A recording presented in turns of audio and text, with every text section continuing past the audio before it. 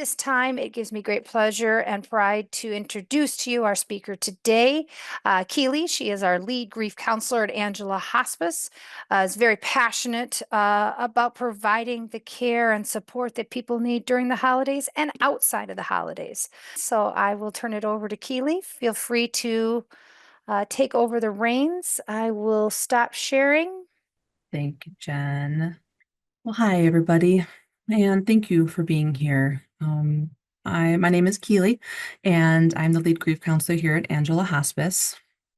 And today I'm going to be covering some ideas and practical ways of supporting a griever through the holidays. And so, as we get started, I first want to thank you for being here, because being here means that you care for someone and they are grieving, and you are curious about how to best support them. And so as we enter this space and cover this information, I first want to offer a check-in. And so this grief is a heavy topic, and when we support ourselves and support others, we are using so many parts of our gentle selves as well. And so it's so very important to check in with ourselves. And so I invite you during the presentation to pay gentle attention to what comes up for you. If we hit a certain subject or topic, and just try to notice that. Take breaks if you need. Like Jen said, it will be recorded. So allowing yourself to take breaks and come back if you need to, it's very okay. Take deep breaths. Try to stay present with yourself. Feel your feet on the floor, your back against the chair. Cold water if you are drinking it. Stay hydrated. As we cover these subjects, acknowledge what emotions come up without judgment. If you are having memories or emotions come up, even if they surprise you, just if you're able to come at them with a place of curiosity and care for yourself. Use grounding techniques if you feel overwhelmed. Again, cold water, getting up to stretch, taking a break if you need. Again, I always want to offer the option to take space if you need. Again, it's a heavy subject that we're discussing. And again, if you are here, it's because you care for someone who is in pain. And so that can bring up a lot for ourselves as well. And practicing self-compassion. And I bring that up and I kind of reiterate that a few times because this is actually a very important part of how we support others. Is we need to make sure that we are supporting ourselves as well. And having an awareness of where we are, it allows us to know where our edges lie so we can meet others where they are as well. And so a lot of this self-compassion, a lot of this check-in is actually a foundational aspect of supporting those who are grieving. We want to make sure that when we're supporting someone, it remains about them.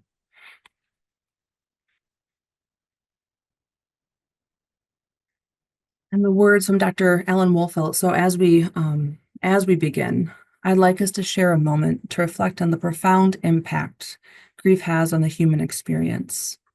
Supporting someone through their grief is not about finding the perfect words or solutions, but rather about being present and offering compassion. It's in our willingness to sit with discomfort and listen that we truly provide comfort. Let us explore together how best to offer this support with empathy and understanding.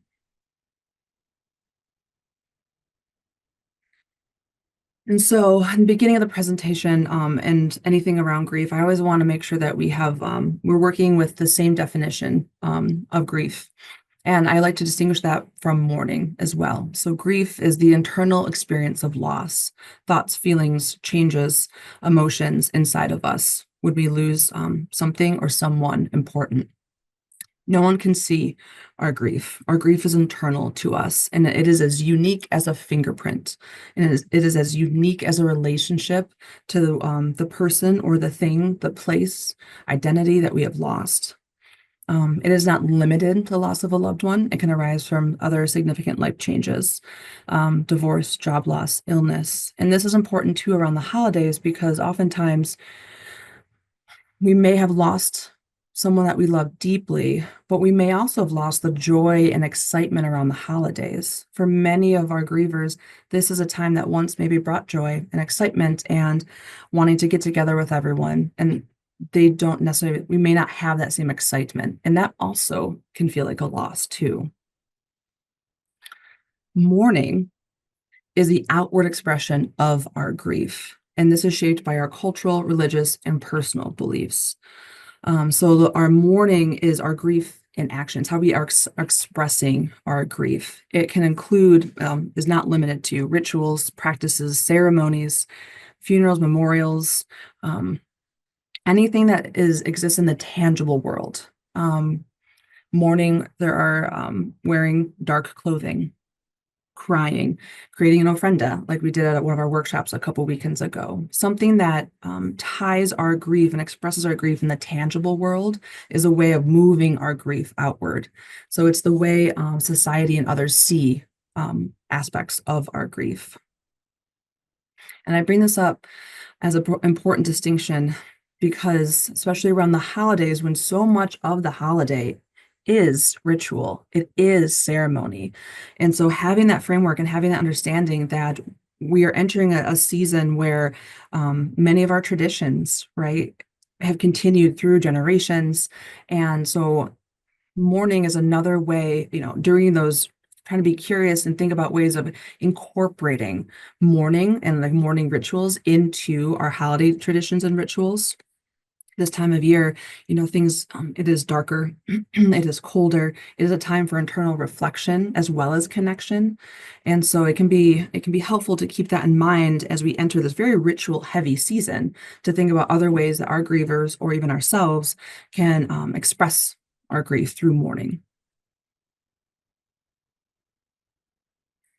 So I want to address some of the myths around grief, and especially around grief around the holidays. And so a lot of the messaging that we receive is suppressing our grief is necessary to keep the holidays joyful. The messaging, the narrative that we receive around grief is that, grief is okay to a certain point, but mourning is not, right? We know that many of all of us in some time of our lives are going to be grieving, but there is this larger societal narrative around what is an appropriate amount of time, how much mourning ritual can we do, especially in the face of others publicly.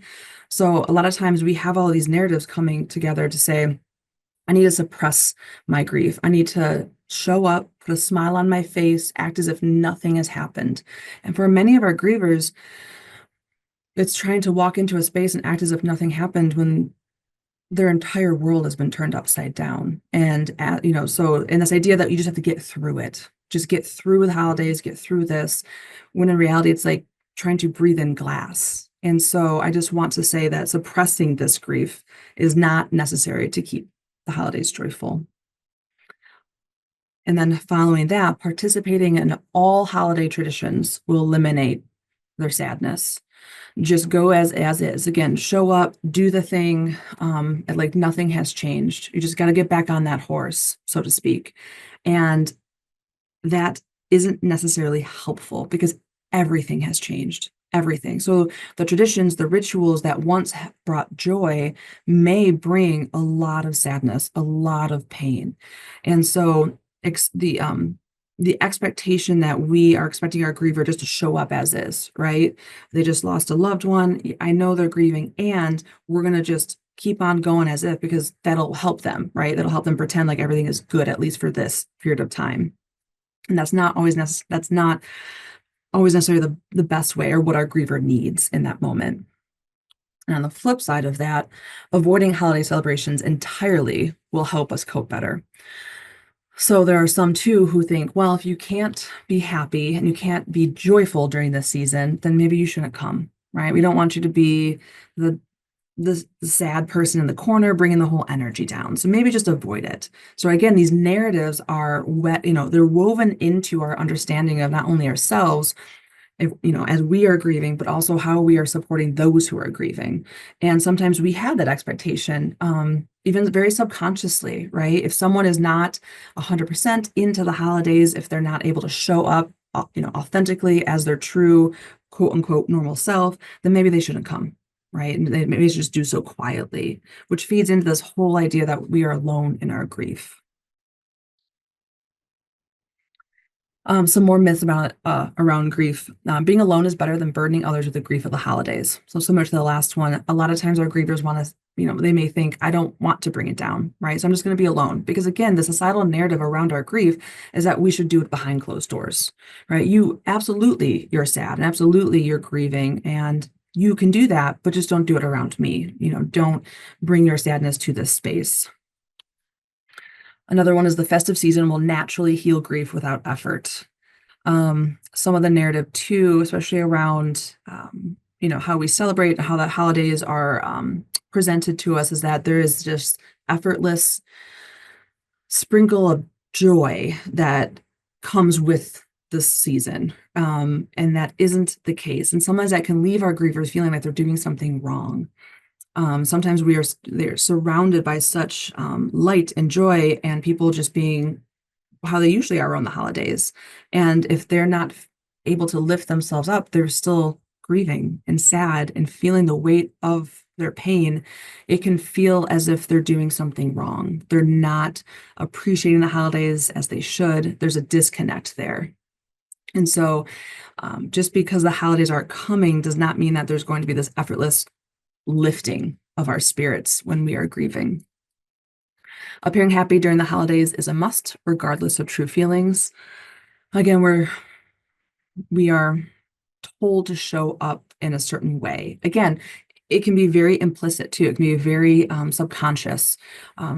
How we show up in these spaces, it is the season of joy, celebration. And so sometimes we think if we can just fake it. And we have to appear happy no matter what, even if our insides are cracking and breaking. Enjoying the holidays dishonors the memory of a loved one. And so I see this a lot with my clients, and this idea that enjoying even a single moment of their lives, let alone the holidays, it doesn't feel right. It feels dishonest to our loved one who's no longer here with us. And so I bring all of these myths up because it's important because we are carrying these with us, right? Both sides.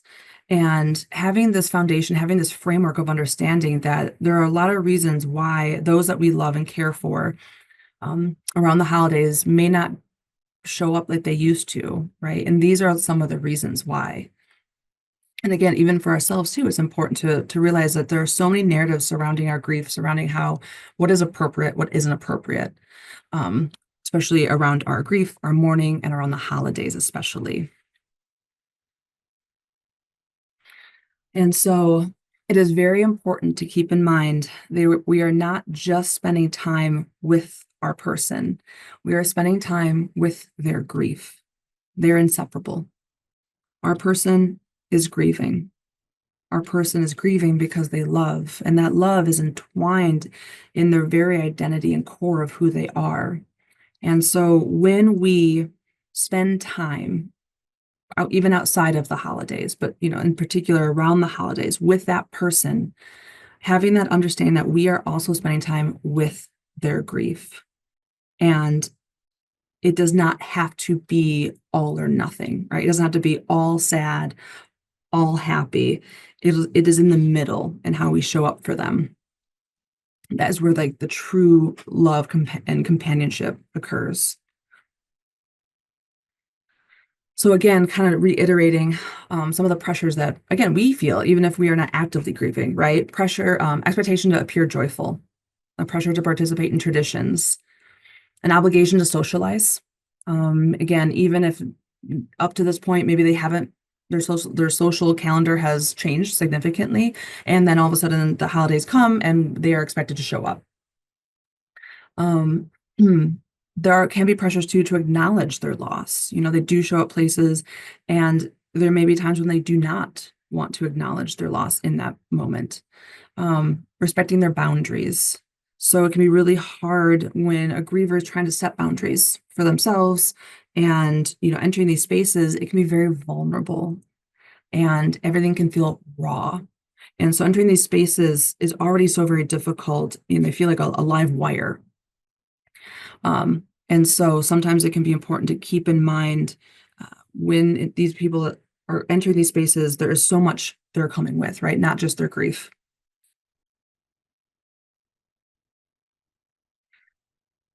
So, some practical ways to support a griever. So I know for many of us, again, going over the expectations or the myths, right? Sometimes we don't know what to do. We don't know what to say. We want to be there. We want to make sure that they feel seen and heard. And so I'm going to go through some practical ways, and then I also have some other companionship, I call them like tenets, so to speak. So providing specific practical help. You know your person, right? And depending on your relationship with them, depending on how well you know them, that's always important to keep in mind as well. Practical, specific help. Hey, I'm going to bring you a casserole on Thursday, right? Hey, I hang up the Christmas lights on the garage for you, and allowing them to say no as well, right? But sometimes we want to support someone, so we go, what do you need? They have no idea. Trying to generate what it is that they need in that moment sometimes can feel so overwhelming. And so those open-ended questions, how are you? What do you need? It's not helpful. We want to be helpful, right? So we try to think about how we frame our questions. Sometimes even giving, how are you today? How are you this morning?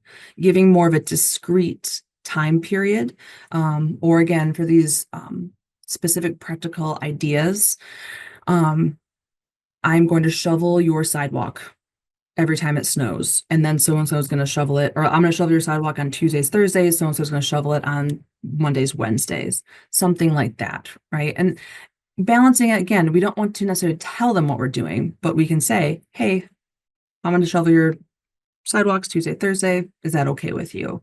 Allowing them to say, oh, that's great. Actually, could you just do Tuesday? Right? Because then you're providing them with the idea. It is discrete, it's tangible, and then they can make modifications to it as they need. But I will say, like, again, reiterate, while we're grieving, that grieving brain, our frontal lobe is not as active. And so we have a really difficult time accessing those longer term rational planning thoughts. And so these short term practical tips, right? I'm going to bring you a casserole every Friday or something like that, can be so much more helpful, because then I can say maybe every other Friday. Perfect. Creating a space for remembrance. So going back into the idea of mourning and allowing ourselves to express our grief. And especially in the season when we are surrounded by ritual and ceremony, allowing an opportunity for space for their loved ones specifically. Thinking of ways of incorporating their loved one into traditions and ceremonies. Sometimes that can look like lighting a candle when you have them over for dinner, for their loved one, setting a plate for their loved one. Again, keeping in mind, what are their spiritual religious beliefs? What are their cultural backgrounds? What are things that you know about them? And sometimes just offering that, saying, hey, I lit a candle in memory of your loved one while we have dinner. And allowing them to say, like, and they will tell you, right? Offering that, and they'll tell you, that's really thoughtful. Like, thank you so much. Or they may say, thank you, but can we blow it out? And that is okay too. So I think a lot of times too, we're afraid because we don't want to say the wrong thing. And I'm here to tell you that so many of my clients say, I wish someone would just say something. And so being willing to offer, and being okay with them saying no, right? So again, checking in with ourselves, right? At the beginning of this presentation, being mindful of where are we coming from, and being gentle with ourselves and reminding ourselves it's not about us, right? It can be hard when we offer help and we offer a space for remembrance and they go no. And that's okay. That is very okay. Allowing someone the opportunity to say no, right? Because then they get to think, oh, I don't need that right now, but thank you. It is showing them that you are thinking of them and their loved one and willing to say their loved one's name and to create space for them. Being present and offering support, silent support. So again, sometimes we can feel an internal pressure to fill a space, both with words, from a caring place, and sometimes again, going back to our griever, they don't necessarily know what they need to hear, want to hear. They don't know what they want to eat. They don't know if they even, want to celebrate, none of it. And so being aware of the person that we're supporting and being okay with just being with them, just being. Nothing needs to be said. And sometimes you can even say that too. Sometimes, and I say this too, being present in this day and age too. I mean, we can text, right? Sometimes you can say, I'm thinking of you. And no pressure to respond at all. I just want you to know I'm thinking of you, especially for like special days or on the holiday. Leading with that, you don't need to respond can a lot of time can alleviate that burden because all of us, when someone reaches out to show that they care, we want to make sure they know we received it. When we're grieving, it can just feel like so much to do.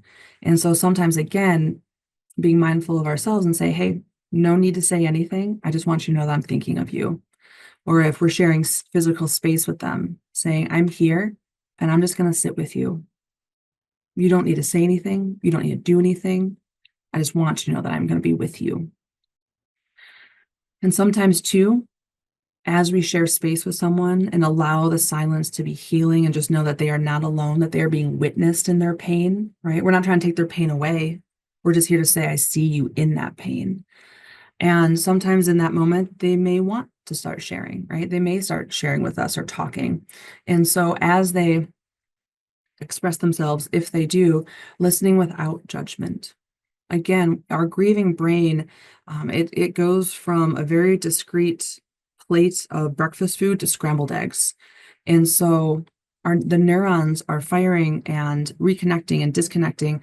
And so a lot of times our grievers are going to say, and sometimes even do things that aren't necessarily part of their normal character. And so allowing them to just verbally process sometimes, and allowing them to just speak and not try to we're not listening to respond. We're listening just to hear them. I know sometimes we want to jump into solution mode, right? And a lot of times the only solution they want is their loved one back and to not feel this way. And unfortunately, we can't do that. And so there is no solution we can offer in that moment other than just listening and being there and authentically, genuinely being there with them and just listening with no judgment, saying, I hear you. Because when we see someone else in pain, that our heart wants to reach out to them and it wants to soothe them and to take it away. And we can't. And that's really hard, which is again, I'm going to reiterate, checking in with yourself too, because this is heavy work to sit with someone. It feels odd to say, like, to sit with someone in silence genuinely is a lot of work when they're grieving because you're giving so much of yourself to them in that moment. And so knowing that you're just there to listen to them and to bear witness to their story, that is healing.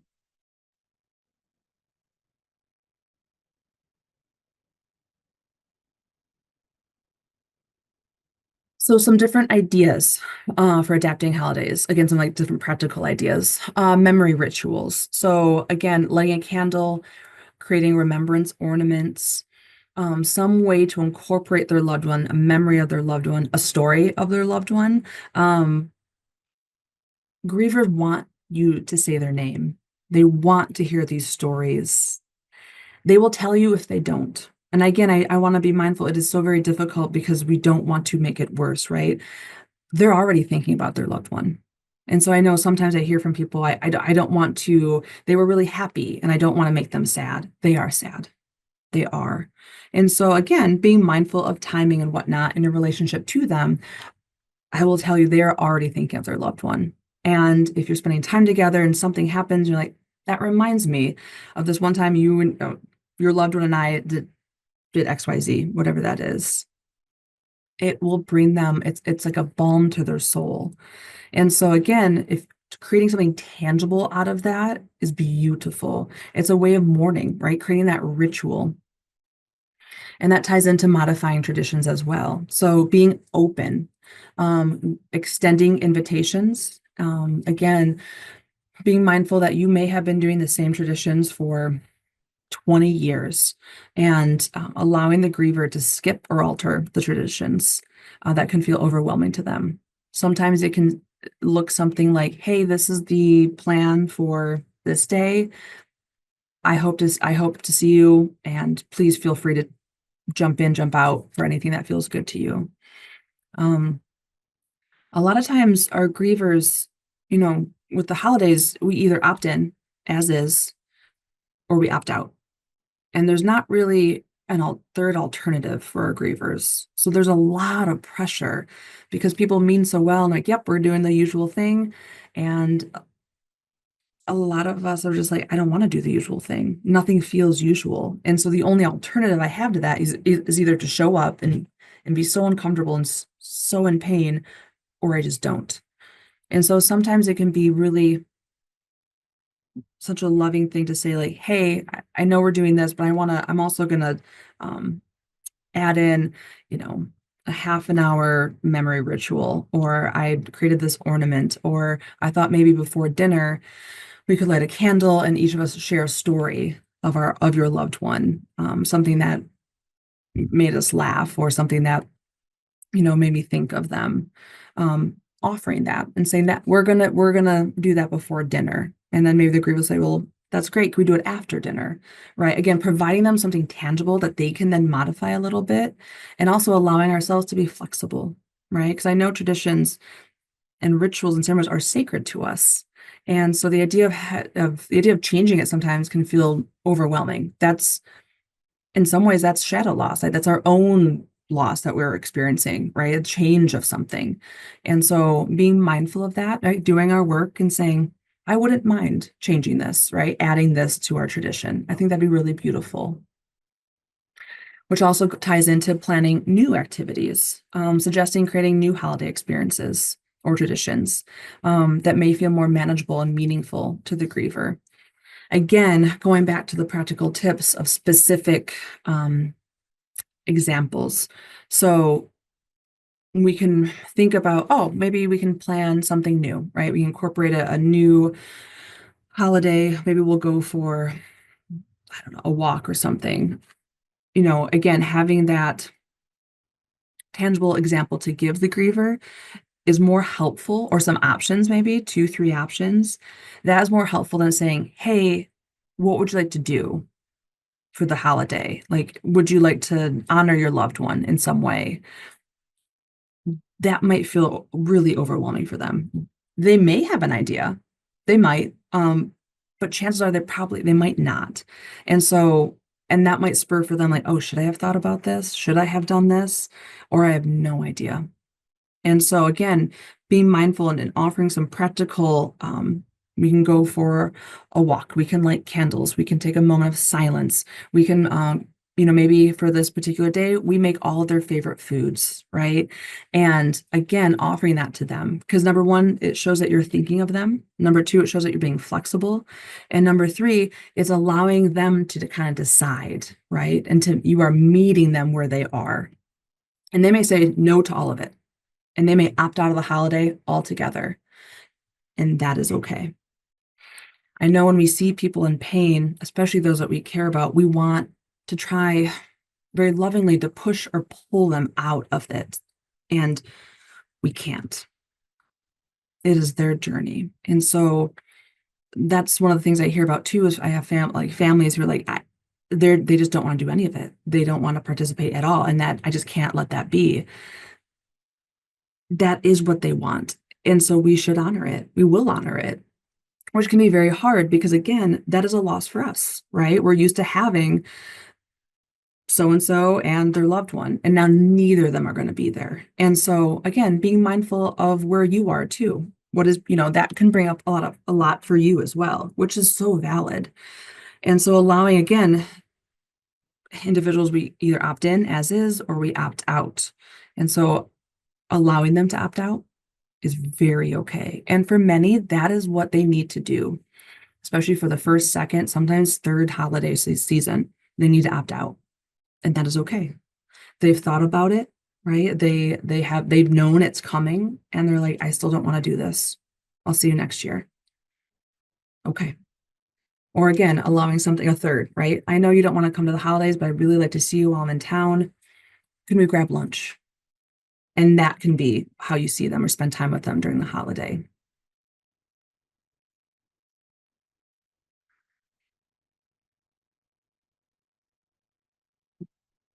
And I absolutely love, so I kind of want to wrap up some of this with this quote is the best medicine you can bring for sadness is not joy. It is not telling them that they need to move on or get over it or realize how much worse things could be. None. The medicine for a spirit in mourning is tenderness and warmth and compassion and connection and presence. Sit with someone in their grief and let them cry their ugly tears. Do not shine and scurry grief away. They must walk through it. This is love. To abandon all that we think we know and be so full of grace that we are invited in to partake in someone else's darkest moments. What an honor it is to simply be a light. The antidote for sadness is love. It is always love.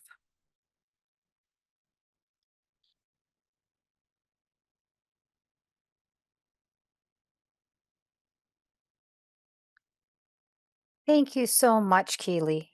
Yeah, I think you brought a lot of insight as well as information to our participants today and those that will be listening on the recording. We did get a couple questions in the chat, but as I pull those up, I wanted just to let a couple things know.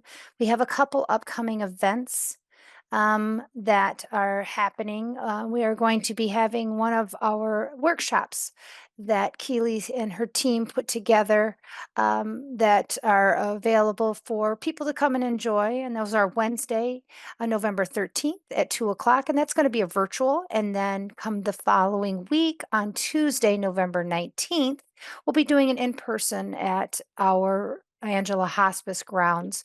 You can locate information on our website about getting involved in those um, as well as on November 14th. We have Caring for Someone with Dementia, a workshop that's an annual workshop we put on. It's an annual presentation that's put on by our executive director, Jamie Lalonde, and she will be presenting on caring for someone with dementia, and that'll be on November 14th. And then continuing on with the celebrations of Tree of and giving care and recognition during the holiday season, we'll have our annual Tree of Life opening ceremonies that will be available on our opening ceremony actually is on Saturday, November 16th at 10 a.m. on the grounds of Angela Hospice. And then the Tree of Life exhibit is available throughout the entire holiday season until the beginning of January. One of the colleagues and teammates here at Angela Hospice has put in the chat the link for the Angela Hospice Holiday Grief Workshops, and that's in the chat. And you can also go on our website and see that as well. So Keely has graciously offered to answer questions. Um, uh, Personally, if you have any, and I do have some in the chat, or you can unmute yourself and ask them directly.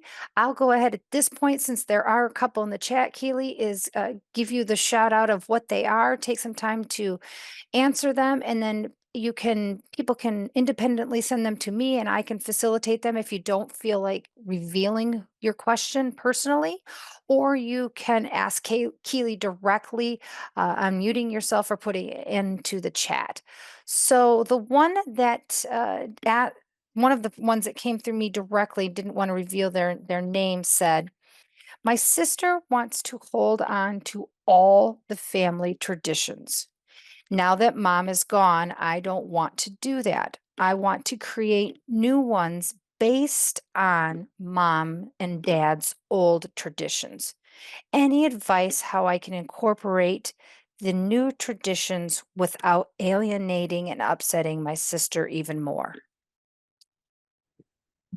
Thank you for that question. Yes. So this is it can be really tricky to try and navigate um wanting to introduce new traditions, especially if someone's holding on very tightly. And again, you know your sister, and so you know it may be better to come up with your own traditions, right? You coming up with your own, taking the traditions that you have historically always had and kind of presenting it to her and saying, "Hey, I know we've usually done this. I'm thinking maybe we could do this and this or do this differently." Or if she would want to feel more involved in the process, you could, again, being mindful, of how tightly she holds on to them, you could say, "I'd really like to sit down and talk about these traditions, and they're so important to me, and I love that we're still doing them, and I think I'd like to, like, think about other ways we can incorporate traditions from my partner's, w life or for our kids." Um, being mindful too that we can't control how others are gonna feel about that, and so a lot of it is in the approach, right? So being, allowing to speak your truth, right? Speaking what's important to you, knowing that she may not budge, right? She may double down and say, "Nope, this is what we're doing." And unfortunately, we can't really work, with that too much. So then going from there, you can say, "Okay, well, I'm going to participate in this, and then I'm going to do this instead with my family or with whomever." Um, so entering it with curiosity and care, maybe asking her what parts of these traditions um, are meaningful to you, why. And I think people can really tell when we come with curiosity because you're not coming at it with judgment, right? You're coming at it with, "I'm genuinely curious as to, do you think it's important to keep these exactly the same? Do you think they ever changed before with our great grandparents or our grandparents? Do you think they ever changed them?" And coming at it with genuine curiosity from where she's coming from might be a really nice conversation starter. And from there, it might actually initiate some different ideas about how the traditions can change. Excellent. Thank you, Keely. Another question that came in on the chat is, if someone had a loss a few years ago, is it too late to start a tradition honoring that loved one? No, no, it is never too late. I think it can be absolutely beautiful. We all express and come to our grief right on time for us. And there may be reasons why, up to this point, it hasn't come up. But if it's coming up now, absolutely. It is never too late to honor those that we have loved. Wonderful. Another question, and again, I would encourage those that are listening live and participating live, if you have a question for Keely, feel free to unmute yourself and ask that question, or you can put it in a direct message to me as I moderate them through the text, or excuse me, through the chat, or you can ask directly in the chat as well, because Keely can see the chats. Another one that came directly to me, Keely, was, how do you support a griever that has a family divide after the loss of a loved one, and this holiday season won't be the same as season pasts? They're grieving their loved one and grieving the routine of the holiday season. So, how do I help them? Be with them. Start with being with them. Being, again, curious about what it is. Sometimes it can be a helpful opener to ask our grievers or just the people that we are supporting, what is it that you would like out of this holiday season? Right? And sometimes our answers will surprise us. Sometimes people say, "I want to get out and go on vacation. I want to go somewhere warm."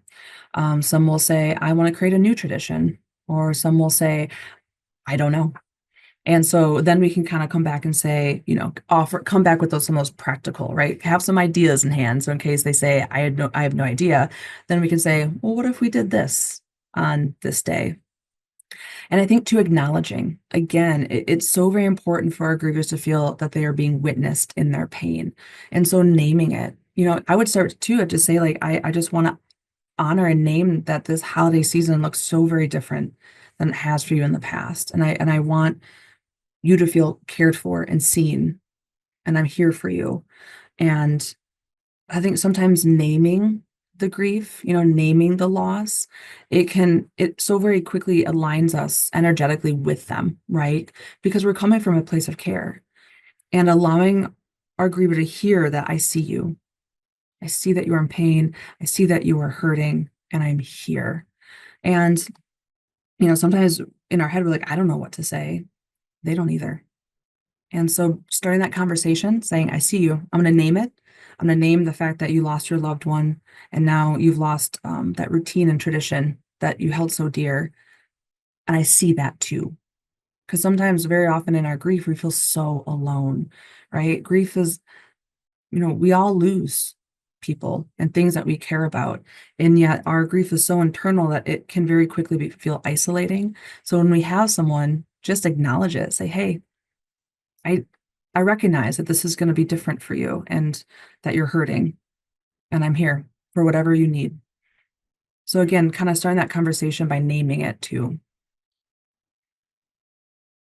Excellent. And it looks like we have one more question that came in on text. And as I share that one, please know that when I mentioned some of our upcoming events and opportunities, that the outstanding team in the marketing and development department, Angela Hospice, put the links in the chat for people to click on for holiday grief workshops, our upcoming November 14th Caring for Someone with Dementia presentation, as well as the Tree of Life opening ceremony. And those links are available in the chat as well. And you can also view them on our website after this is posted, recording is posted. But Keely, the last question that I have, unless someone else wants to come off mute and ask you a direct question, was this question's asked, can non-patients receive Angela Hospice grief care services during the holidays? And I think they're asking non-patients of Angela Hospice family members. Yes, absolutely. So our groups and workshops are open to everyone. So if you or someone you know is interested in joining any of our groups, even outside the holidays, or attending one of our workshops, yes, absolutely. And also too, our team has an amazing amount of resources. So if you ever have any questions or are seeking support information, we are absolutely open to the public. Excellent, excellent. If there aren't any more questions, again, oh, yeah, I'm sorry, one just came in. What are the groups like? Thank you, Joan. So we have a variety of groups. It's a mix. So we have some virtual, some in person. So we have loss specific groups. So we have loss of spouse. That's a virtual group. We have Together in Grief. That's our in-person group. And so that one, and I will say for all the groups, we come together and share space.